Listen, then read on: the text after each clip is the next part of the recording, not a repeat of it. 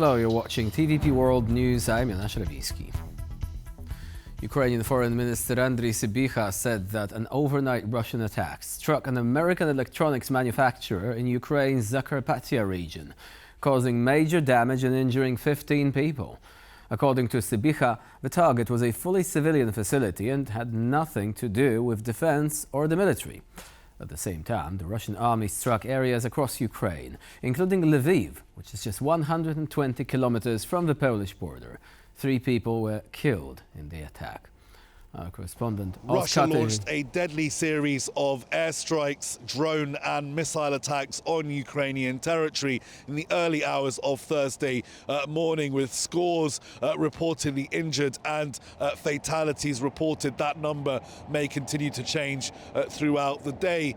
Now, the Ukrainian Air Force say Russia launched 574 drones and 40 missiles onto Ukrainian territory, targeting the Ukrainian capital of Kyiv, with air defense working throughout the early hours of the morning, but also parts of western Ukraine, targeting Rivne, Lviv and Zakarpattia Oblast. Zakarpattia is, of course, home to many ethnic Hungarians near the border with Hungary. Now, an American company in the Mukachevo city in Zakarpattia Oblast was hit by several cruise missiles, according to the Ukrainian government. This is an electronics company, an American one, a civilian one.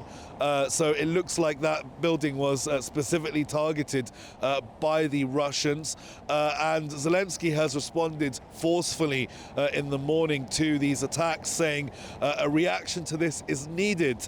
There is still no signal from Moscow that they are going to engage in meaningful negotiations to end the war. Pressure is needed, strong sanctions, strong tariffs. So a clear message there to Washington from Kyiv that they want further pressure ramped up against Moscow in response to these deadly attacks that Russia continues to launch into Ukrainian territory. It's Oz Katherjee reporting from Kyiv for TVP World. Ukrainian President Volodymyr Zelensky said a potential bilateral meeting with Russian leader Vladimir Putin could take place in a neutral European country or in Turkey. He again ruled out Moscow as a venue for the talks and added that meeting in Budapest, and I quote, would not be easy. Earlier on, Hungary has offered to host peace talks between Russia and Ukraine on 2 occasions. Hungary has also responded to Polish Prime Minister Donald Tusk's criticism of hosting potential peace talks. Balázs Orbán, the political chief of staff to Prime Minister Viktor Orbán, said Tusk was frustrated and being disrespectful. Balázs Orbán, Chief of Staff to Hungary's Prime Minister Viktor Orbán, responded on X to claims made earlier by Polish Prime Minister Donald Tusk. Tusk had argued that Budapest is not the right place for peace talks on Ukraine, recalling the 1994 Budapest Memorandum, when Ukraine gave up its nuclear weapons in return for security guarantees that were later broken. In his reply, Orbán's chief of staff said Tusk seemed frustrated at not being invited to talks in Washington and accused him of disrespecting Hungary on its national holiday. Some reports suggest that Budapest is being considered as a possible venue for 3-way negotiations between Donald Trump, Volodymyr Zelensky and Vladimir Putin. The White House has not confirmed the location. Jakub Jaraczewski, research coordinator at Democracy Reporting International, believes Orbán might be using the current situation to show that Hungary is a key player in resolving global issues. A membership in the European Union is also a critical security guarantee for Ukraine. Of course, the EU is not a military bloc, but it also has a mutual defense clause in the treaties, which oblige EU member states to come to aid of another EU country in case it's attacked from outside. And so this is part of a larger system of connections and alliances which would help entrench Ukraine in the Western European system and help it shield it from further aggression from Russia. And the EU membership has been actually at the heart of the Ukrainian story just as much as the NATO membership has been. Let's not forget that the Ukrainian crisis in 2014 began when the then president of Ukraine decided to abruptly pull out of an association agreement with the European Union. So Making it easier for Ukraine to join the EU would be a critical milestone and would enable possibly for the country to be protected even stronger. So this is also a factor which is coming into play. And Viktor Orbán, for now, holds the cards for potential further steps of Ukraine's integrations in the EU. Speaking to the Czech news agency, President Petr Pavel said that if peacekeeping troops are sent to Ukraine, the Czech Republic should send their own detachment of soldiers. Pavel said his country can and should participate in this deployment. In the interview, the Czech president said there had been discussion of a possible demilitarized zone along the front lines that would be secured using technological and physical means, including the deployment of international forces.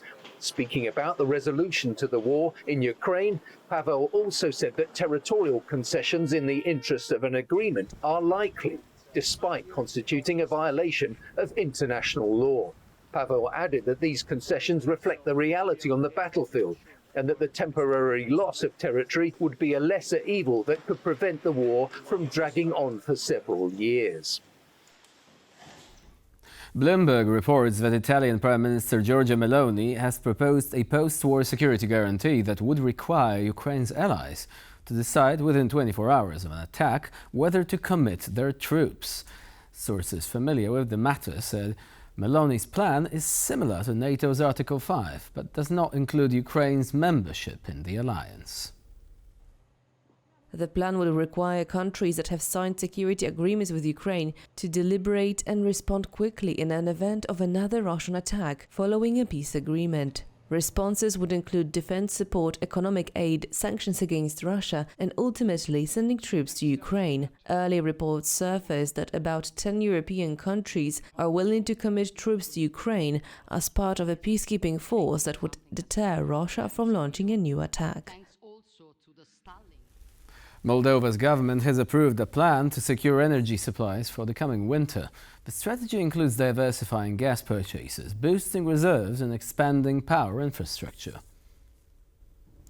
The state-owned supplier Energocom will have to boost gas reserves to at least 15% of annual use by November 1st, with purchases from multiple sources and monitoring of deliveries to the left bank of the Transnistria. Moldova's energy minister said the plan guarantees stability and independence. With 60 million euros in EU aid available to if supplies to Transnistria are cut. Key electricity measures include putting the high-voltage line leading to Chisinau into service this year and launching an auction for annual power purchases by late October. The plan, prepared each year since 2022, is intended to strengthen Moldova's energy security.